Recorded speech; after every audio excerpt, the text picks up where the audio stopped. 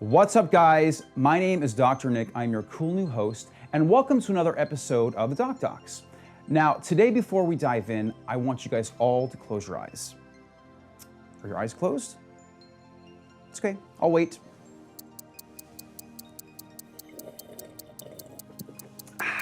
Okay, great.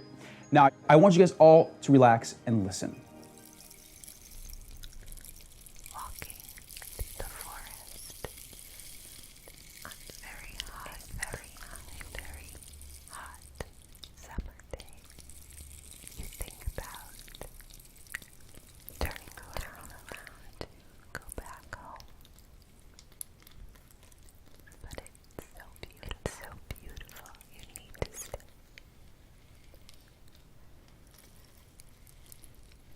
As you look around, you notice there are clouds rolling in the distance. Do you hear anything? Okay, do you feel anything? A euphoria in the brain? A tingling in the scalp?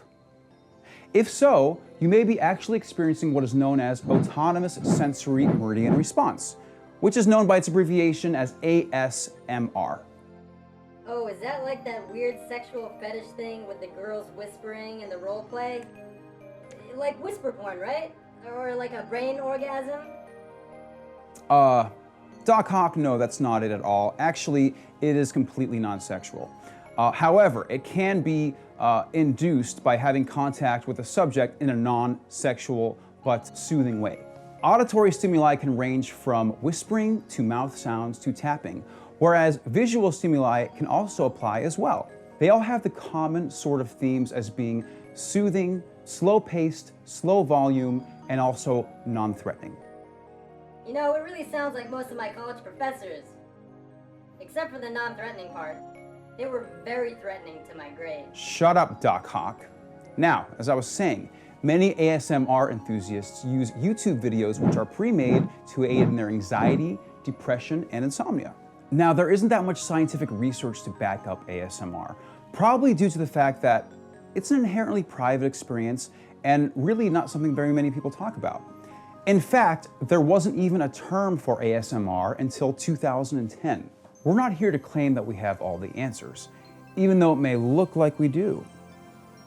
What we do want to do, however, is clear up any grave misconceptions people have about ASMR, especially in the dark corners of the internet where people think this is a sexual fetish, which it definitely is not. And for those of you hearing about ASMR for the first time, I'm sorry.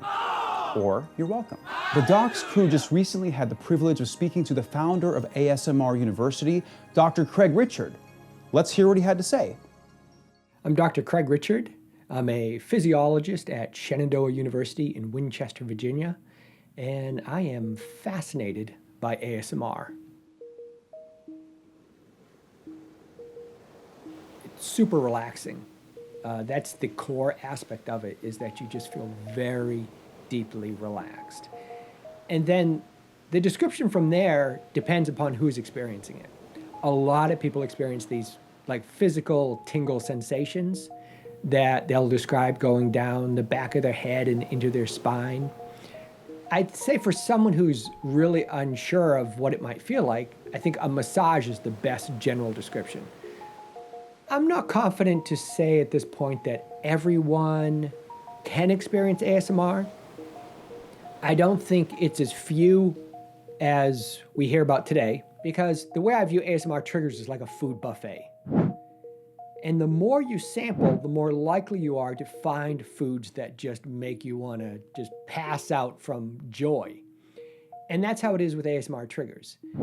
And so sometimes what I'll hear is someone walked up to this, this metaphorical buffet. They tasted one food and they concluded they don't like food and food doesn't taste good.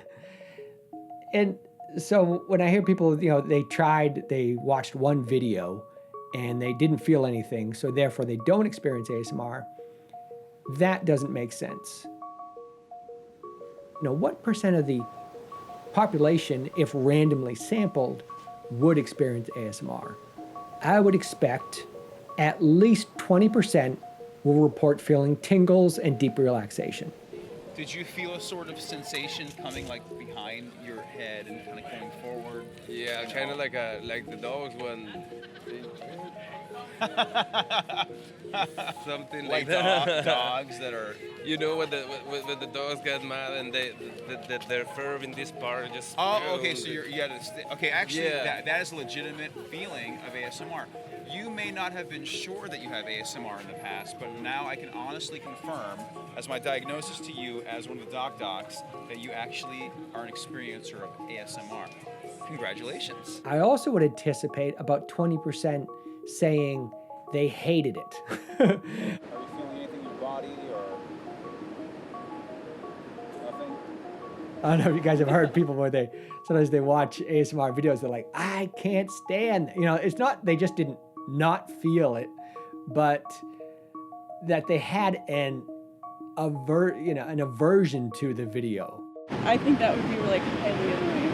Okay, no worries.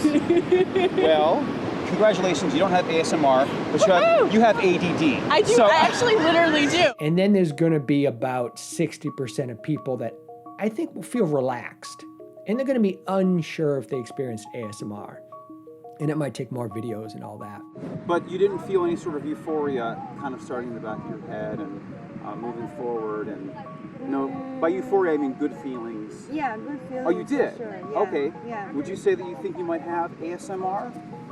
Just judging from those good feelings that you're feeling? I might. I'm not sure. Okay. I'm not sure. Well, we have a somewhat diagnosis. Why do you think, I'm curious, there is that connotation to it that's maybe dismissive in that it's kind of a weird thing in the dark corner of the internet? Yeah, like a fetish kind of sexual.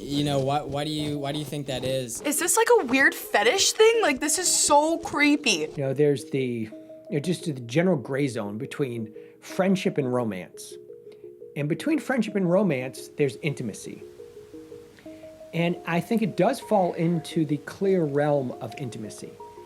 If you watch these ASMR videos online, it's a lot of eye contact, it's a lot of caring, it's the kind of behavior you would see between individuals who love each other, whether it's romantic love, it's friendship love, it's family love. Can ASMR be a part of a sexual relationship? Yes, I think it can be because it's that part of intimacy. It's that part of being close. Is it a sexual response? No, it's not. Why do you believe there is so little scientific research on it? As a term, it's only been around for 5 to 6 years.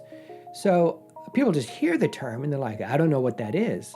And the people that are going to do the research are going to be established scientists who have research labs, and they're probably not going to switch out of what they've been working on for the past 5, 10, 15 years to do something that is not published, is a new term.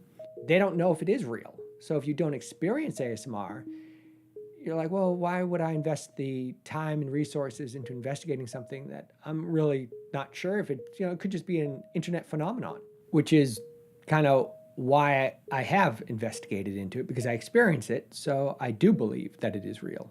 I think oxytocin is going to be involved in an important way. Oxytocin is some people call it a hormone, but it's also a neurohormone, being a chemical in the brain.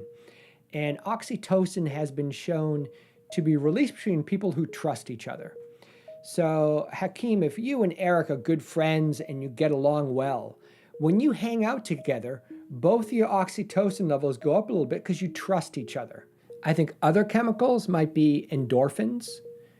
Endorphins are the chemicals in your brain which do directly give you the pleasure. And another component is probably serotonin. So I think it's going to be like this complex cocktail mix of these different neurotransmitters and neurohormones. Is ASMR a trait that can be passed down? I think, yes, it will be likely that there is a genetic component. I don't think that'll be the only explanation. They've recently shown in this other study have you heard of misophonia? Like how you might really hate certain noises? Like for some people, they hate the sound to hear someone chewing. A research study showed that there was a genetic component to that. That they showed there was a certain gene that if you had this gene, you were more likely to experience misophonia than if you didn't have that gene. And that's kind of similar to ASMR, which is, you know, certain triggers, certain stimuli make you feel a certain way. Do you think that there is an audience for, you know, when the whole 360 video VR stuff, I don't know how familiar you are with the technology, but do you think that there's an audience for that? I think it's going to be the next huge step up for ASMR is being able to experience it through virtual reality, because it's like having someone there, but without a lot of the stress if it was a real person. And that's what virtual reality is going to bring. You know, the good thing about ASMR videos on YouTube is, you know, when you're done, you're done. You know, you can have a nice, you know, ASMR session with this person in a video and not worry about fighting in the kitchen with them 10 minutes later. And so virtual reality is just going to take that to a deeper level of immersion. So I think it's going to be pretty popular. Thank you, Dr. Richard, for all of your awesome information. Please visit his website right here. And don't forget to subscribe and watch all of our other videos right over here. And until next time, I'm your new host, Dr. Nick. You have been prescribed. My earliest memory, and I identified it, I think I may have been 4. My mom took me, I had to get fitted for glasses, and I broke one of the temples of my glasses.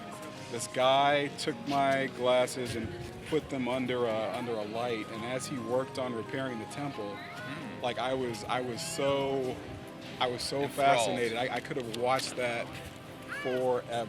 From there, I can remember page turning, teachers, you know, reading to the class, the sound of a page turning, sort of triggered it. Okay. But that's been my experience.